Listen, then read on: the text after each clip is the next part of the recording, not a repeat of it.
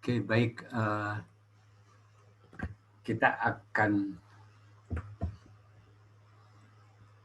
Kita masuk ke yang slide yang ketiga, ya, mengenai perkembangan industri bioproses. Jadi kan kita sudah membicarakan ini minggu lalu, Pak Wawan sudah menyampaikan. Ya, jadi contoh-contoh yang diberikan oleh Pak Wawan sebetulnya ini sudah disampaikan minggu lalu, ya. Jadi macam-macam sekali produk dari industri tersebut, ya. Saya rasa pharmaceutical ini bagian yang paling banyak diminati, ya, walaupun secara jumlah, mungkin secara produk jumlahnya relatif sedikit, tetapi karena harganya yang tinggi, jadi values-nya yang tinggi, sehingga pharmaceutical ini yang paling diminati di dalam industri bioteknologi. Ya, tetapi yang lain-lain, ya, seperti chemical, environmental application, ya, yang kemarin dikasih warna-warna itu, ya, mulai dari ada yang white, kemudian sampai yang ada yang green, ada yang red dan sebagainya, dan ada yang gray, ya. Jadi saya rasa yang perkembangan yang paling maju sudah dibicarakan, atau yang paling banyak duitnya, atau yang paling banyak kegiatannya itu adalah di pharmaceutical. Ya, saya rasa orang bekerja di bagian ini. Ya, kemudian specifically chemical ini mulai growing. Ya, jadi terus kemudian yang berkaitan dengan animal, plant juga mulai berkembang, ya. Jadi spesies chemical dan community chemical ini yang mungkin kalau teknik kimia bergeraknya di bagian yang spesies, yang community chemical, spesies chemical, mungkin ada bagian nanti yang di environmental application, ya, dan mungkin saja ke pharmaceutical. Yang animal sama plant mungkin tidak terlalu banyak orang teknik kimia bergerak di situ. Nah, ini saya rasa sejarahnya, ya, sejarah industri bioteknologi mungkin nanti bisa dicermati lebih jauh, ya, mulai dari makanan tradisional yang menggunakan industri biological system atau biological processes, ya, sampai kepada penemuan mikroskop. Nah, setelah itu perkembangannya sangat cepat. Ya, saya rasa mulai dari penemuan ini yang relatif cepat, apalagi di 19-an, ya. Maaf, saya matikan dulu.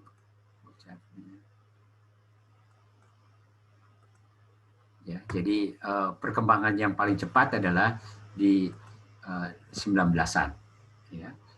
Dan hal yang paling penting saya rasa dalam itu adalah penemuan penisilin dan produksi penisilin, ya, di dalam industri bioteknologi. Ya, penemuannya 29, tetapi produksi biosilin skala besar itu tahun 40, ya, mungkin 40 sekian begitu, ya. Yang di situ yang terus kemudian berkembang. Nah, saya rasa yang penting lagi adalah tahun 53, ya. Saya rasa penemuan atau discovery dari double helix oleh Watson and Crick, ya. Jadi Watson and Crick, ya. Sebetulnya Watson itu orang Inggris, ya, Watson itu. Tapi semuanya di Amerika Serikat. Kita pindah ke Amerika Serikat juga, ya, Watson and Crick ini. Nah, saya rasa 53 itu yang penting sekali, penemuan double helix itu, ya, karena itu mengubah banyak hal. Ya, kemudian yang lain-lain itu perkembangan berikutnya, perkembangan penemuan monoklonal antibodies, terus dan PCR, nah itu penting sekali ya, PCR itu penting sekali ya, karena kita bisa dengan cepat mengetahui suatu strain itu masuk kelompok mana ya. Saya rasa pertemuan yang berikutnya perkembangannya makin cepat ya sampai sekarang ini ya.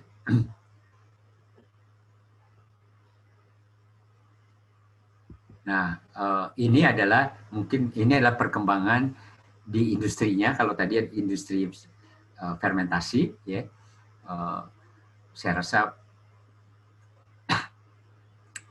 sebelum-sebelumnya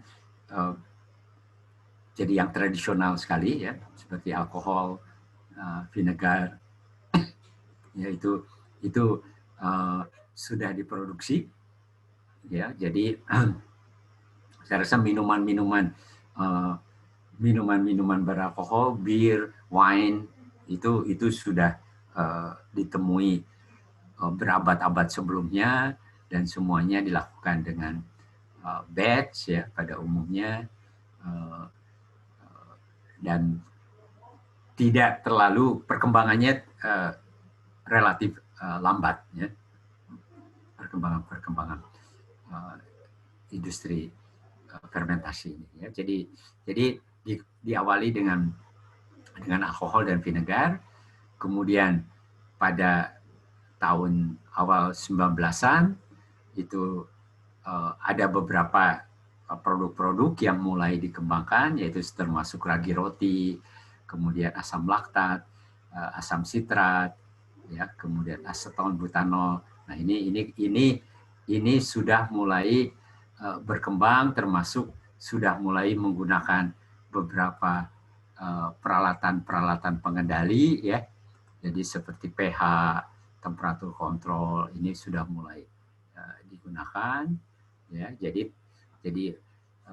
ini tetap masih batch tetapi sudah mulai batch batch, ya, dan sudah mulai menggunakan kultur yang dipilih atau pure culture, ya. Jadi sebelumnya ya seperti bir itu ya selected aja, jadi mungkin belum pada dulunya pembuatan bir dan sebagainya ya menggunakan ragi yang terus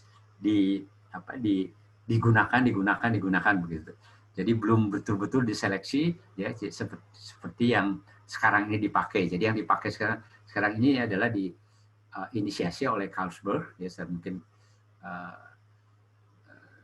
mahasiswa tahu ya, Carlsberg ini adalah industri bir dari Denmark, ya, yang mempelopori penggunaan ragi murni untuk pembuatan bir, ya. Tapi sebelumnya tidak terlalu tidak secara khusus digunakan pure yeast itu. Nah, kemudian juga di tahun 19-an sudah mulai menggunakan pure culture, dan bahkan udah tahun 40-an kemudian ini perkembangannya menjadi lebih kompleks lagi, ya, dan lebih dibantu dengan kontrol yang lebih baik, peralatan juga reaktornya menjadi lebih mendekati yang sekarang kita pakai sekarang, ya. Jadi harus kondisinya disterilkan, terus kemudian menjaga kondisi aseptik, ya, dan banyaknya menggunakan kultur yang murni, ya, dan bahkan mungkin sudah menggunakan yang mutasi, ya, beberapa kulturnya, strainnya. Nah, itu kemudian ada pengembangan single cell protein SCP, ya, walaupun terus tidak terlalu berkembang sekarang ini SCP ini, ya. Jadi itu tahun 64 sampai ya mungkin sekarang pun masih terus dikembangkan, ya, walaupun SCP single cell protein sebagai sumber protein masih relatif terbatas, ya. Sudah mulai makin canggih ya, sistem fermentasinya, sistem kontrolnya udah menggunakan komputer dan udah continuous ya, dan bahkan sudah mungkin genetic engineer microorganism. Ya, jadi kemudian pada berikutnya ini adalah mungkin sudah mulai animal cell, mulai plant cell monoclonal antibody, dan ini sudah mulai makin canggih ya. Saya rasa dan kontrolnya pun makin lama makin canggih ya. Jadi itulah perkembangan. Kembali lagi bahwa perkembangan makin canggih ini pada umumnya adalah karena masuk ke dalam pharmaceutical product ya. Jadi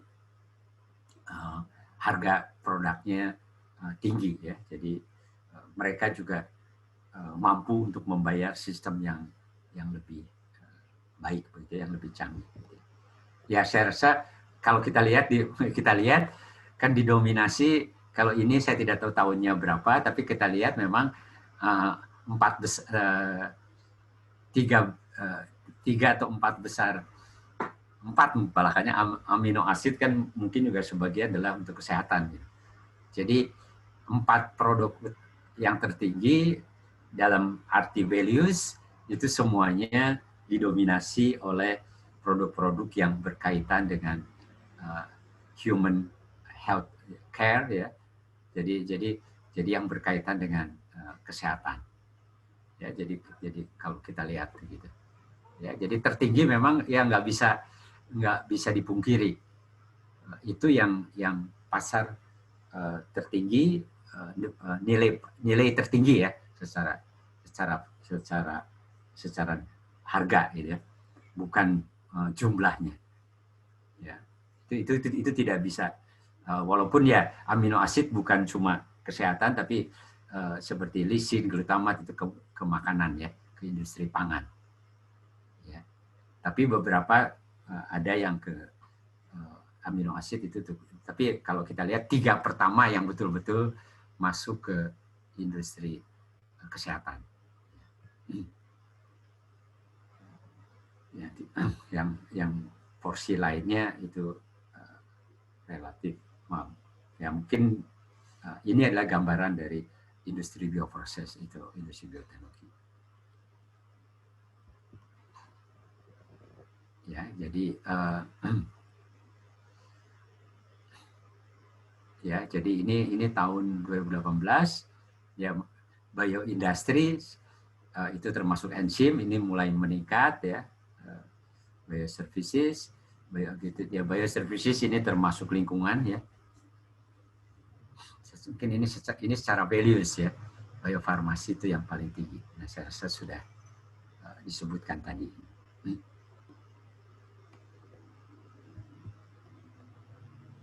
Ya, ini negaranya ya, market share-nya. Jadi kalau kita lihat Jepang dan China itu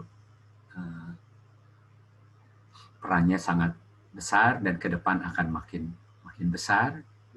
Ya, jadi China, Jepang, China dan India.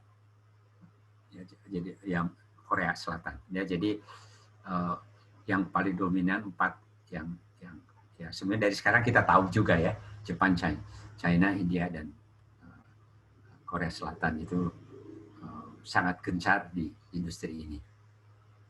Ya, jadi memang itu yang harus yang kita lihat yang harus dilakukan, yang harus terjadi gitu ya. Jadi bergeser kepada industri yang high values. Ya ini yang kalau kita lihat di negara lain pun ya, jadi negara-negara maju sudah meninggalkan industrinya, bukan cuma bicara tentang bioproses industri. Bicara industri secara, kita kan teknik kimia ya. Nah, jadi bicara industri di dunia, kalau kita lihat industri-industri yang polutif, jadi industri kimia yang polutif itu kan sudah dilempar atau tidak lagi ada di negara-negara yang maju. Ya, Jepang sudah mulai ya. Kalau di Asia itu Jepang yang memulai. Ya, Jepang yang memulai menyingkirkan industri-industri yang polutif, ya, industri tekstil, industri pulp, dan kertas, industri pertambangan, ya itu udah dia singkirkan. Padahal dia maju itu karena itu gitu ya. Jadi katakanlah Jepang aja yang dekat dengan kita. Jadi Jepang maju adalah karena pada setelah Perang Dunia Kedua tahun 50 tahun 60 maju adalah karena ya industri itu, industri tekstil, industri kertas, pulp dan kertas, industri tambang mereka ya maju di situ gitu. Ya, tapi kemudian mereka kita tahu bahwa itu adalah polluted industries, ya mereka menggeser industri itu ke negara-negara. Kalau kita lihat sebenarnya dari Jepang itu lari ke Korea, ke Taiwan, ya memindahkan industrinya Korea, Taiwan, terus kemudian lari ke Thailand, ke Indonesia, ya jadi sebenarnya Cina itu baru kemudian sebetulnya dibandingkan perpindahan industri dari negara maju ke China, sebetulnya baru kemudian karena kan policy mereka yang policy tertutup itu, ya jadi mereka baru tapi sangat cepat sekali. Jadi China adalah sangat cepat sekali dari memindahkan dari polluted industries, ya mulai walaupun sekarang masih ya memegang polluted industry, tetapi mulai mereka pindah. Maka itu nggak heran kenapa China tahun 2025 itu akan lari ke ya industri bioteknologi itu relatif tidak polutif, ya, tetapi nilainya tinggi kan. Nah, Indonesia yang belum terlalu berhasil, ya. Yang industri yang non polutif itu larinya adalah ke elektronik produk, ya, seperti yang dilakukan oleh Jepang, Korea, dan China sekarang, ya. Jadi industri elektronik dan industri bio. Ya, jadi dua industri ini industri yang high values, ya, terus non polutif. Pilihannya itu, ya, industri bio terutama pharmaceutical, ya, dan electronics products. Ya, jadi kalau kita lihat kan begitu, coba lihat aja Jepang, Korea, Taiwan, China itu begitu.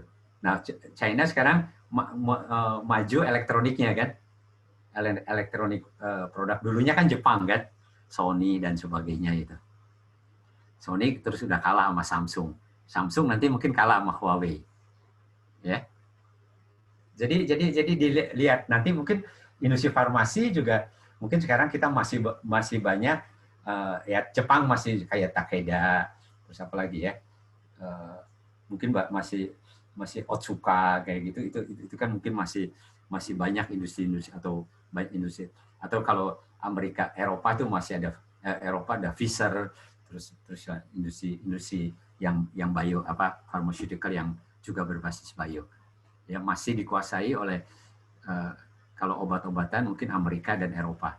Tapi secara nanti saya rasa sebentar lagi yang China ini, ya Huawei aja sekarang sudah nomor 1, mungkin salah satu udah nomor 1 kan. Oppo mungkin beberapa tahun yang lalu kita ngata Oppo apa sih,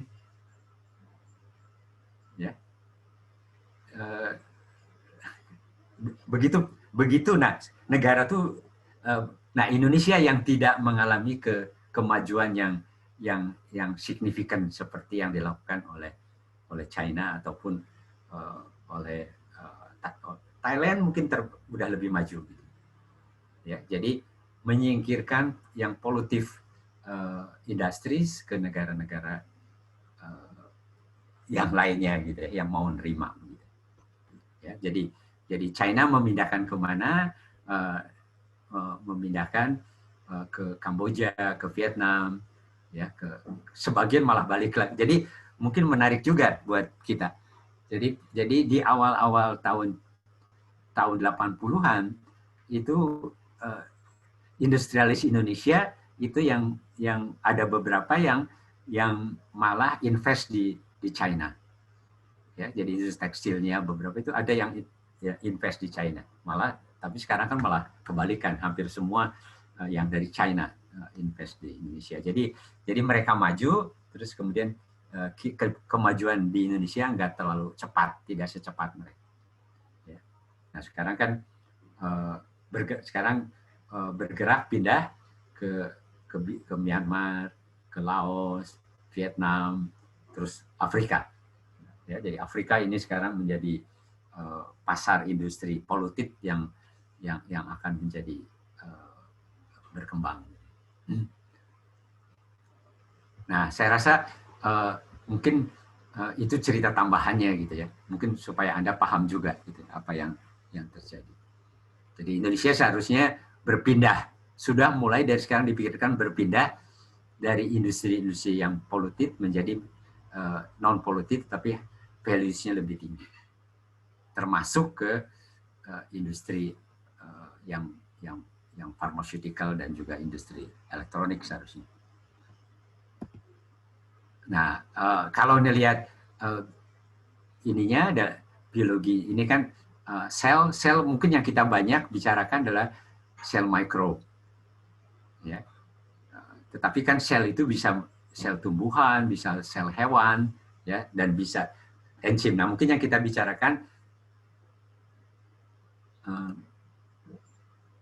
bicarakan banyak mikrosel dan enzim.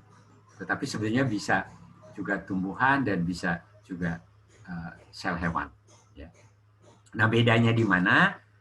Bedanya sel tumbuhan dan sel hewan itu animal cell atau plant cell itu lebih rapuh gitu.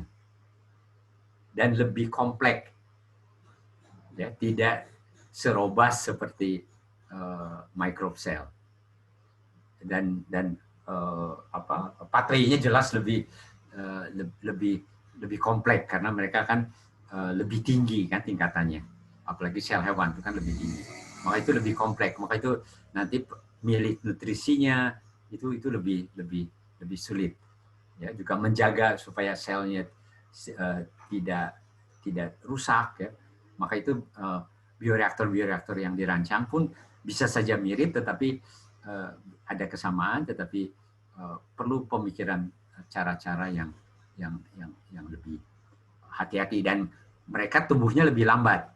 Jadi ini jauh lebih lambat. Kalau jauh lebih lambat maka kontaminasi akan makin serius. Ya, jadi kita harus memikirkan betul tentang kontaminasi. Ya, saya rasa ini yang ini yang berkaitan dengan enzim sel gitu ya. Jadi di sini ini adalah biokatalisnya apa? Ini adalah enzim dan sel. Ya, kemudian ini adalah alat peralatannya. Ya, kemudian raw materialnya. Ya, kemudian time scale-nya ya ini short, medium, long. Jadi ini adalah waktu untuk produksinya karena mereka lebih lambat. Ya, pertumbuhannya lebih lambat. Ya, jadi pasti kan kalau animal cell ya, apalagi kalau mau pakai animalnya secara keseluruhan ya whole animal itu jelas lebih lambat lagi. Ya, demikian juga nanti berkaitan dengan pemurniannya. Ya, makin ke sini makin kompleks. Ya. Jadi kekomplekan proteinnya juga. Jadi ini ada jelas akan lebih kompleks. Ya, risikonya. Ya, jadi viral risiko jelas yang animal akan risknya lebih tinggi. Ya, ini adalah contoh-contoh ya. Contoh-contoh yang diberikan. Nah, makin ke sini kalau mau menggunakan ke sini pada umumnya yang values-nya tinggi gitu ya. Yang values-nya relatif lebih tinggi. Oke, mungkin itu yang mungkin Pak Wawan ada yang mau nambahin Atau ada pertanyaan dari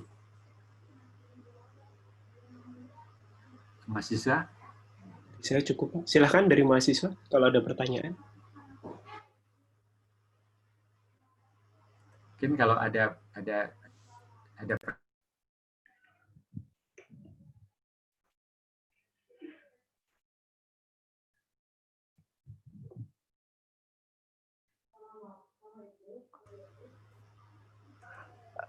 Halo Pak, ya silakan. saya mau bertanya, Ilman 104, itu yang kompleks protein structure itu maksudnya di biokatalisnya itu ya Pak, jadi katalisnya itu kan berupa protein, terus ada yang kompleks, ada yang enggak gitu ya Pak ya? Boleh dijelasin lagi nggak Pak? Ya, jadi mungkin nanti Pak Wan bisa nambahin ya. Jadi kompleks protein structure itu adalah memang kekomplekan proteinnya di dalam selnya. Ya, jadi di dalam selnya itu lebih kompleks ya. Jadi kan seperti enzim jelas ya udah struktur proteinnya sudah diketahui, bakteri juga, ragi juga, fungi. Nah, tapi kalau mammalian sel hewan itu kan jelas lebih itu kan hewan. Jadi pasti struktur proteinnya itu kompleks sekali. Kalau tumbuhan plant cell ya, jadi selnya bukan seluruh tumbuhannya ya, tapi plant cell-nya ya dikatakan possible karena sel mungkin ya. Jadi artinya tidak sekompleks, bisa tidak sekompleks animal ya, tetapi juga mungkin tidak sesederhana seperti bakteri.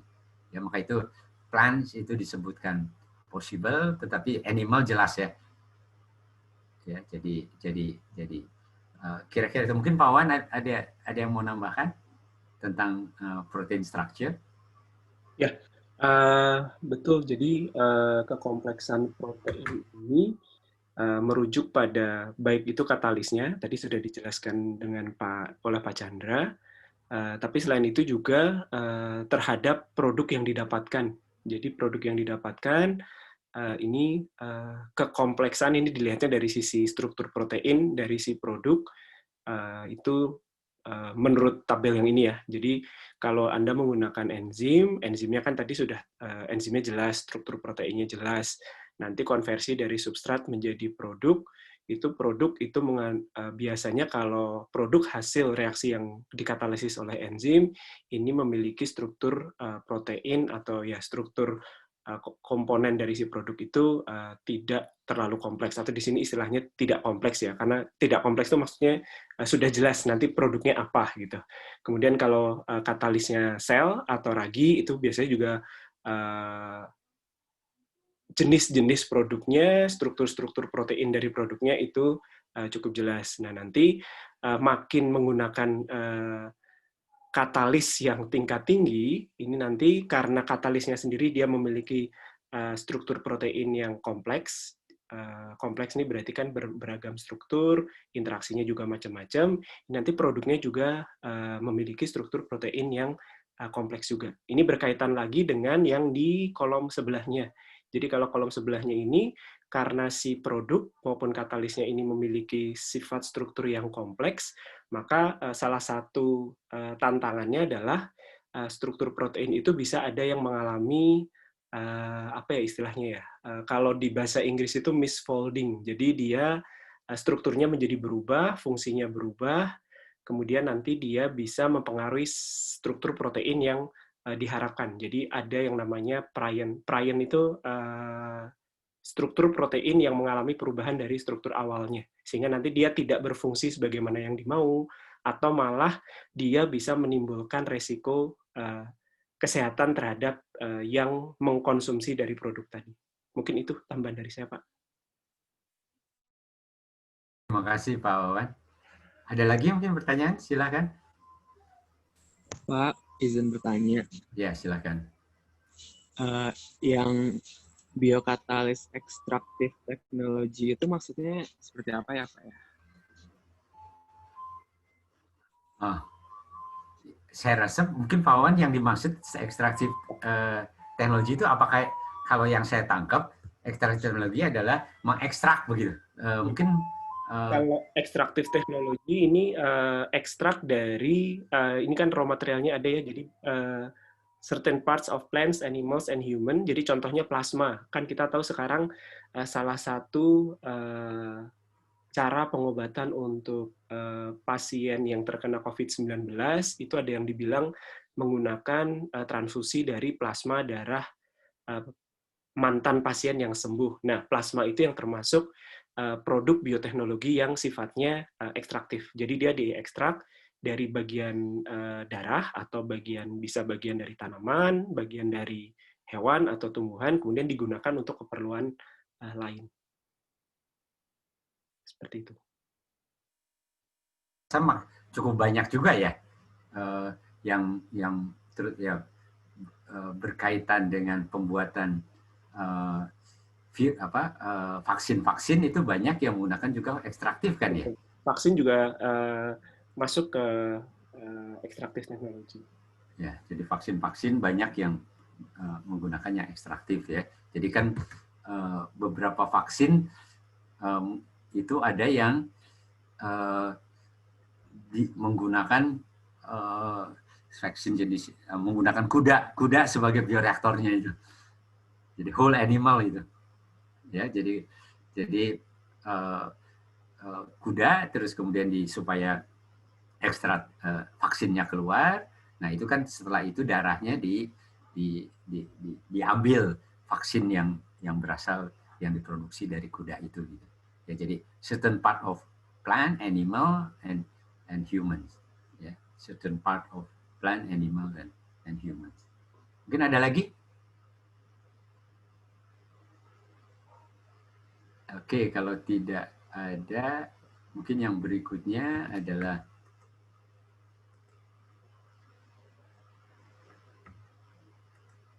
apa ini? Sebentar.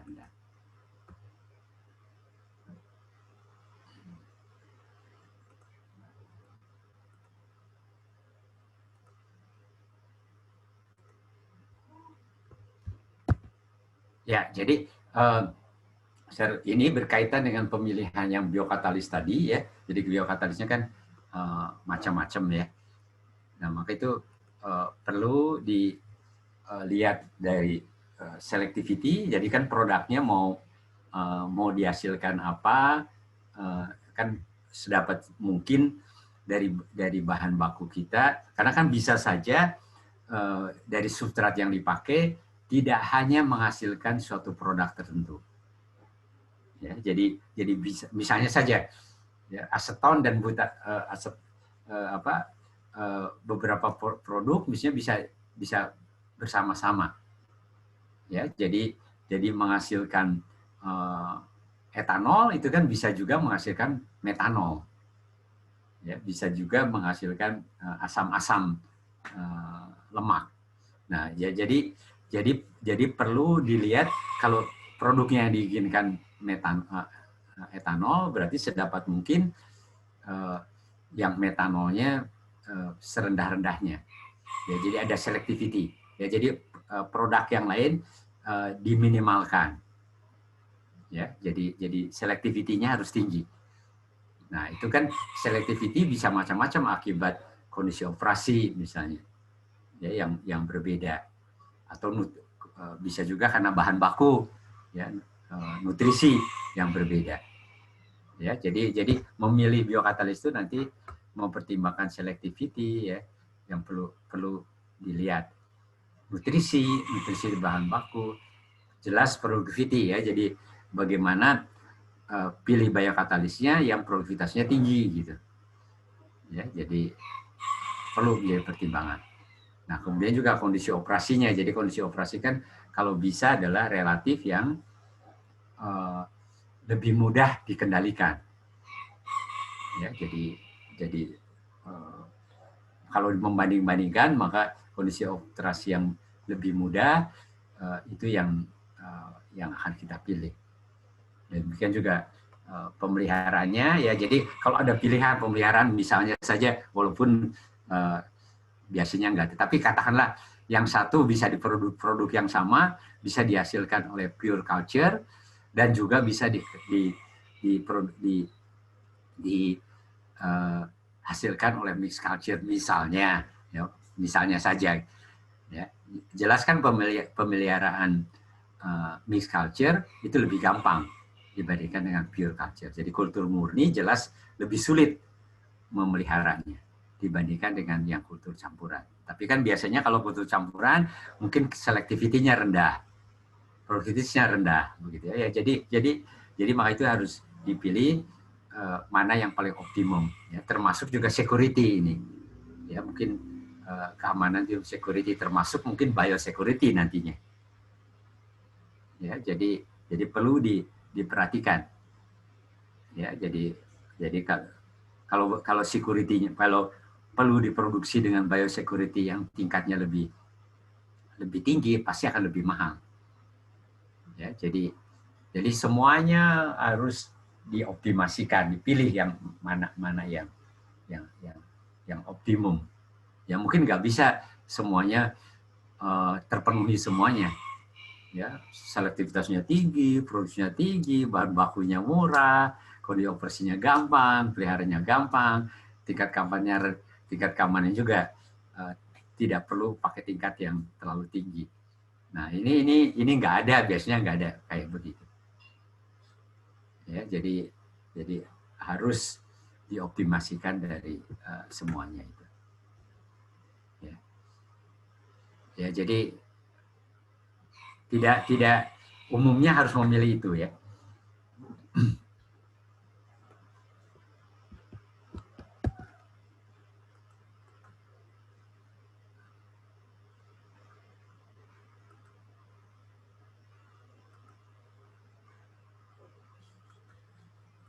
Apa ya? Oke. Ya, jadi saya rasa ini adalah pengembangan bioproses mulai dari produk idea, ya. Ini pada saat kita memikirkan mau produk idea, dan kemudian ini adalah production scale, ya. Jadi ini adalah development prosesnya gitu. Ya, development prosesnya gitu. Udah kan pasti akan dimulai dulu dengan ya seperti kita nanti kalau Anda penelitian dan sebagainya. Kemudian lihat dulu literatur, kemudian lihat paten, ya. Terus kemudian melihat juga biokatalis, bagaimana memilihnya biokatalisnya, kemudian bagaimana mengoptimasikan, ya, kemudian nanti memilih downstreamnya bagaimana, terus kemudian proses secara keseluruhan di mana, mau optimasi. Nah, ini ada tingkatan-tingkatan kesiapan produk sampai ke dari penelitian, mungkin ini penelitian banyaknya, ya. Jadi produk idea itu di penelitian sampai ke produksi. Kalau itu namanya TRL itu singkatan apa?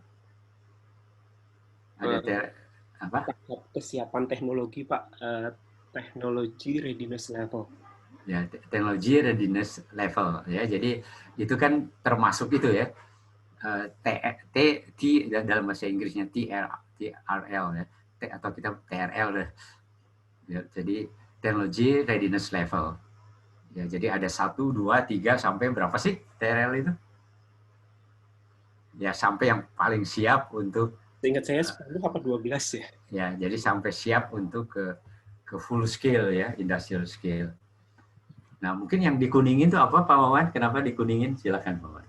Oh, ini karena di bagian ini kita tadi kan membahas terkait katalis dan pemilihan katalis. Nah, dari gambar ini kan dari kiri itu sejak ada ide mau bikin suatu produk, ke kanan sampai mass production, kemudian panjang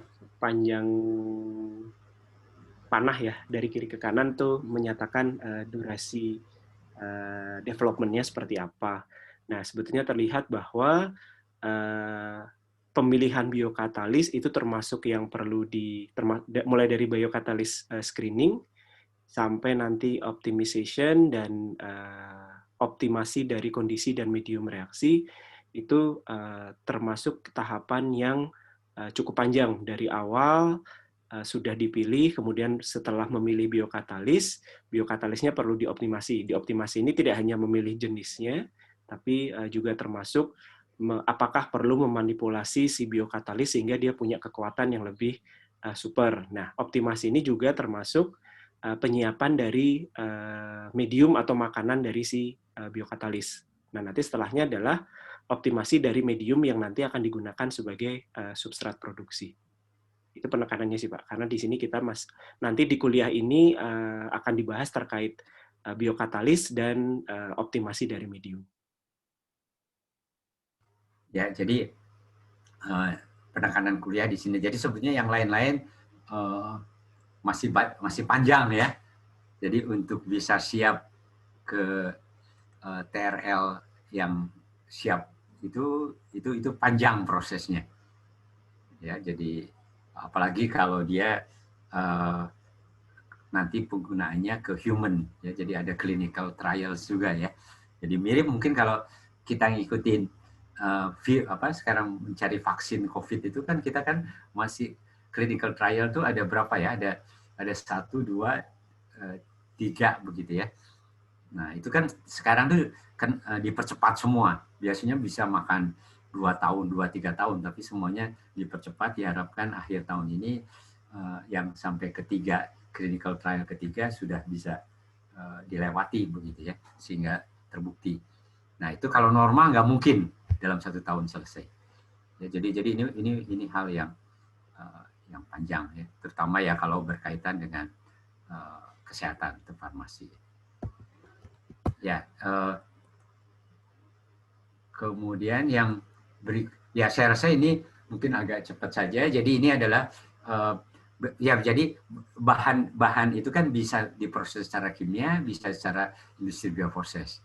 Ya, jadi membedakan antara bahan bakunya dari minyak bumi ataukah dengan proses biologi.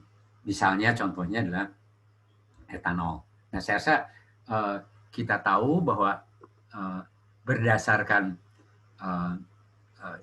secara kimia etilin ini bisa dibuat menjadi etanol. Ya, jadi ini adalah proses bagaimana minyak bumi mengalami penyulingan atau refinery, dan salah satunya adalah etilin. Etilin di Indonesia ada produksi ini semua metan, jet, LNG ada, ini semua ada ya, etilin, propilin, benzen, butadiene ini adalah di Chandra Asri ya. BTX juga ada di Cilegon, di Chandra Asri dan turunan Chandra Asri dan industri-industri di bawahnya ya. Jadi ini adalah petrokimia hulu. Nah, petrokimia hulu terus kemudian ke petrokimia hilir. Jadi di Cilegon ini sebagian dari industri ini ada. Ya, jadi sebagian dari industri ini termasuk PVC ini ada. Kenapa ada PVC? Karena ada ini baru dari etilin, belum propilin dan benzen dan sebagainya. Ini dari etilin itu bisa bikin etanol. Ya, jadi memungkinkan membuat etanol dari industri kimia. Jadi dari proses kimia. Ya, tapi sampai saat ini memang kalau etanol produksi tetap tidak bisa lebih murah dibandingkan dengan industri bioproses. Ya, jadi masih lebih murah ini. Ya, yang menggunakan biological based process yang generasi 1 ya, itu masih lebih murah dibandingkan dengan yang industri kimia. Nah, nanti kita akan bicara ini lagi di industrial bioproses atau bioproses industrial. Ya, saya rasa semester mungkin tahun depan ya buat Anda ya. Atau semester depan. Nah, atau mungkin tahun depan ya. Nah, jadi generasi 1 ini kan harus memanfaatkan pati dan memanfaatkan tetes gula. Ya, jadi di Indonesia nih ya, di Indonesia kebanyakan pakai tetes gula. Ya, pati mungkin tidak ada di Indonesia menggunakan pati untuk membuat etanol. Ya, pabrik besar pada umumnya menggunakan yang tetes gula ini. Ya. Nah, tapi kalau di Brasil itu menggunakan bukan tetes gula, tapi menggunakan jus tebu. Jadi langsung dari tebunya diambil jusnya atau sirupnya dan terus kemudian difermentasikan. Nah, yang pati ini masih mahal ya, di Indonesia nggak ada pabriknya ini. Nah, yang diinginkan adalah dari generasi kedua ke depan itu. Jadi tidak dari gula atau dari tetes gula atau tidak pati, karena ini pati kan konflik dengan makanan. Nah, kalau bisa menggunakan legnoselulosa, tapi masih terlalu mahal di bagian sininya. Ya, di bagian depannya itu masih terlalu mahal. Jadi belum bisa berkompetisi dengan generasi 1. Tapi generasi 2 terus sekarang ini sedang dikembangkan. Nah, jadi ini adalah gambaran secara umum. Ya, saya rasa mungkin sudah pernah dibahas, sudah pernah tahu juga ya. Jadi unit proses yang terlibat mulai dari stock culture sampai ini adalah stock culture dan kemudian raw material nantinya sebagai substrat. Ya, jadi stock culture ini juga bertahap-tahap ya, kemudian masuk ke fermentasi, bahan baku juga harus substrat ini nanti diformulasi mediumnya supaya tepat, disterilisasi, kemudian diproduksi. Tapi jangan lupa nanti ada bagian bawah. Nah, ini kan dibicara ke proses hilir nantinya. Saya rasa proses hilir kan tersendiri juga ya. Jadi nanti ada mata kuliah ini. Ya, jadi ini bisa mahal ini. Ya. Jadi nanti kita akan bicarakan ini, formulasi medium, sterilisasi, pengembangan inokulum, produksi, ya mungkin lebih banyak ke situ. Pemisahan dan pemurnian produk nanti khusus akan bicara mata kuliah tersendiri. Nah, pengolahan dan pembuangan limbah ini mungkin sepintas diambil di kuliah PLIK, tapi nanti ada mata kuliah pilihan tersendiri ya, tentang pengolahan limbah. Ya, kalau tertarik untuk bioteknologi lingkungan bisa mengambil. Saya rasa itu yang mungkin Pak Wawan mau nambahin. Dari saya cukup sih Pak. Saya ada sebentar. Oke, silakan Pak. Ya, mungkin ada pertanyaan dari mahasiswa. sambil saya ada. Silakan ada.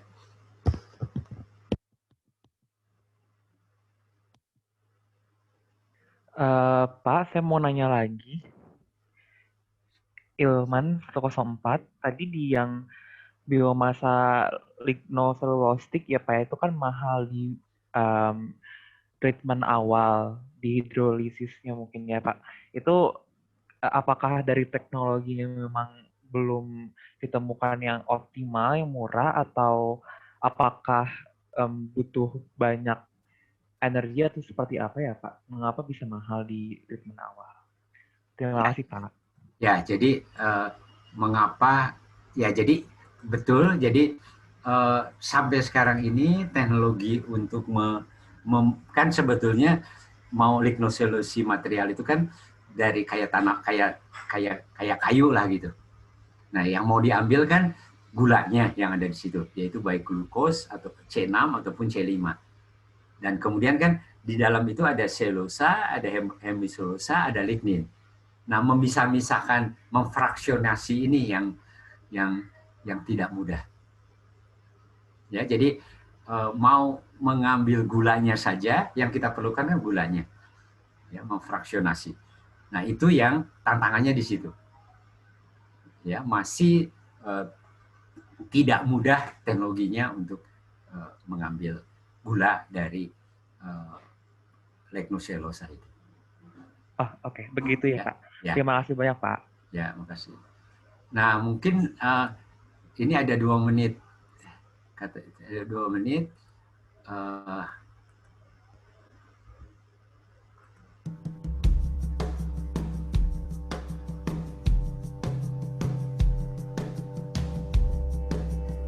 Ya ini. Hello and welcome to another 2 Minutes Tuesday technical training. Let's get started.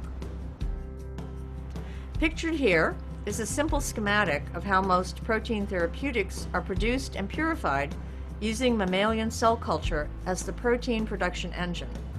Today, we will be focused on what the biotech industry terms the upstream or cell culture process. Through innovative molecular biology techniques, we are able to take genes that produce specific proteins, such as antibodies or enzymes, that we believe will have a therapeutic benefit to specific diseases, and place those genes into mammalian cells, and thus let the cell's natural protein production mechanisms generate the protein therapeutic. Typically, the protein is secreted from the cell into the surrounding cell growth media. A cell bank is made from the newly created genetically engineered cell lines by expanding the cells in cell culture under controlled conditions. To make enough protein, we must grow the cells in bioreactor vessels ranging in size from 50 to 20,000 liters. The size chosen depends on how much protein is required, how densely we can grow the cells, and how efficient and productive the actual cells are at producing the protein of interest. To achieve large volumes, we must first perform a series of cell culture expansion steps, starting in small flasks or wave bags and steadily increasing cell culture volume until we can transfer the cells into the bioreactor for extended cell culture. After a specified period of time in cell culture, the entire contents of the bioreactor are then subjected to centrifugation and/or a depth filtration process to remove the cells or large cell debris. The cell-free material at this point is ready for what we term downstream processing or product purification. Thank you for listening. And for more information on this,